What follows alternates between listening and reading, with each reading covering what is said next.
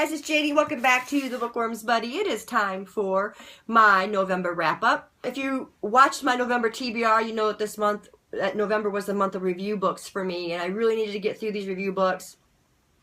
So, not all of them were review books, but the majority of them were.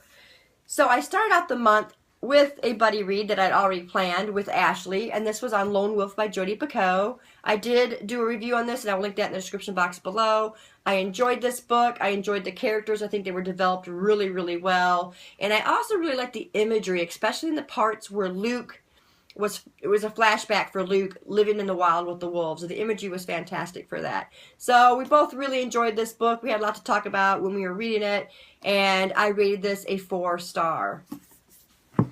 The next one I read was a review book. This was called Release by Hope Russell Nunke. I was approached by the author, I believe, through Twitter. I don't remember for sure. I read the book, and it was just okay for me.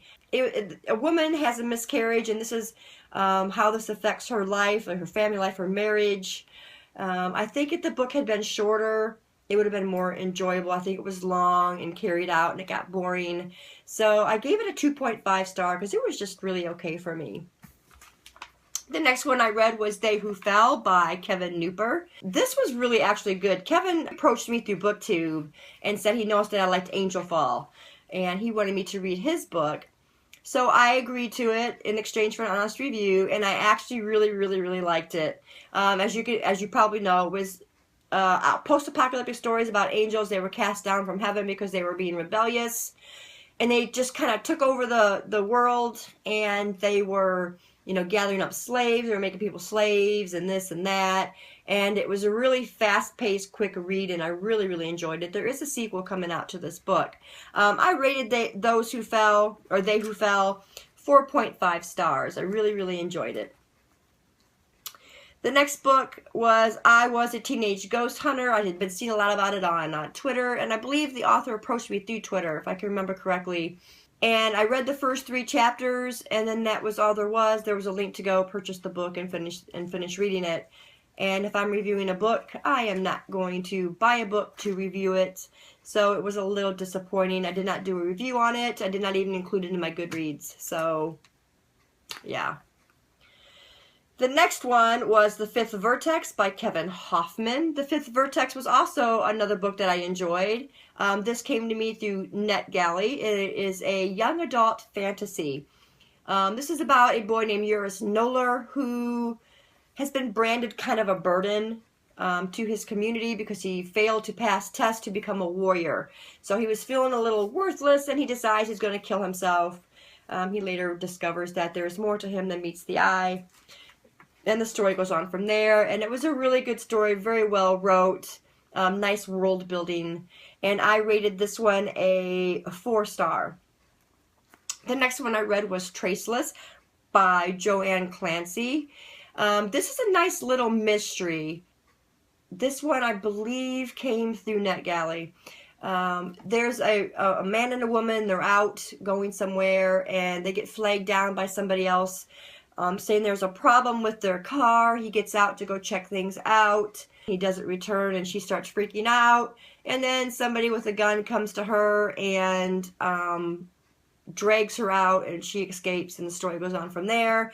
So it was a nice little mystery. By far not my favorite, but it was entertaining. I gave it a 3.5 stars. The next one I read was Dark Prayer, also through NetGalley. This one is by Natasha Mostert, I think. This girl has this ailment where she can't remember stuff, and it has to do with a brain trauma. And she can't remember anything, and someone is threatening her and trying to kill her, and it was actually really, really good. I enjoyed the story. She actually ends up living a double life because she had forgotten her old life and she started a new one. So I can't remember what the disease is called. Sorry, guys. But I rated this one a 4-star. It was really, really good. The next one I read was called The After House. This was by Michael Philip Cash. I had heard that Michael Philip Cash was very talented, I got this through NetGalley as well. I want to right now read to you the synopsis that I read on this book.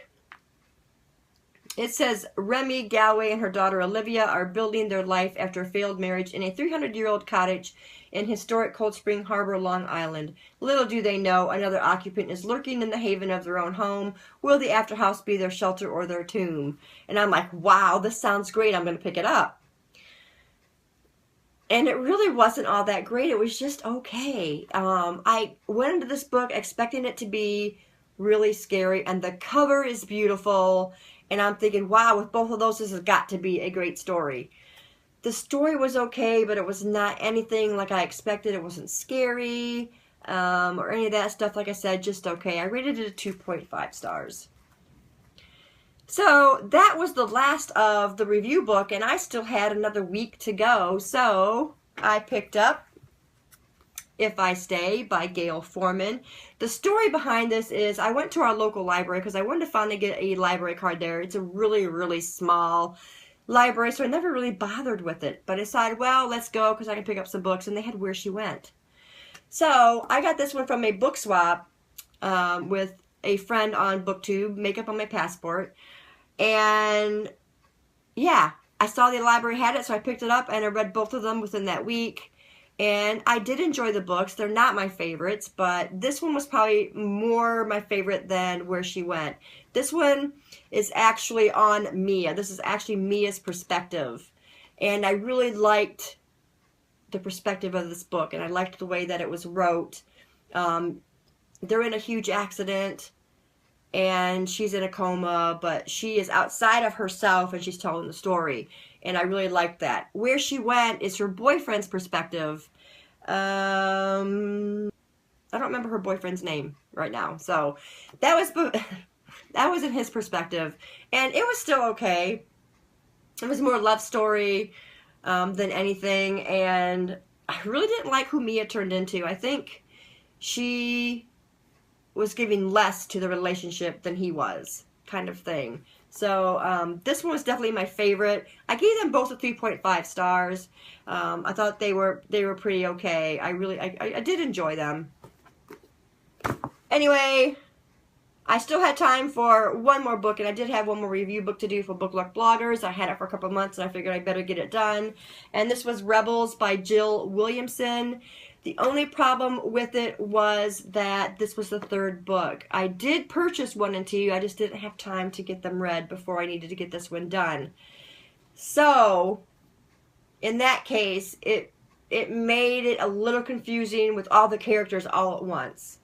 So, it was decent. I rated it 3.5 stars. I think I will go back and read 1 and 2 kind of as backstory now. And I'm sure this will all make more sense to me. It was easy for me to follow after I got introduced to all the characters. That was the most confusing part. That's what happens when you read a third book of a trilogy and you don't get to read the first 2. So I do have the 1 and 2, and I will read them. Overall, the story is great. It may up my rating once I read the first 2 books. So, like I said, this one came through Book Luck Bloggers. And for being a third book, it was pretty good, 3.5 stars. And those are the books that I read, you guys, for November. If you've read any of these books that I have talked about today, let me know in the comments below and we will talk about it. And I will see you guys in the next video. Bye.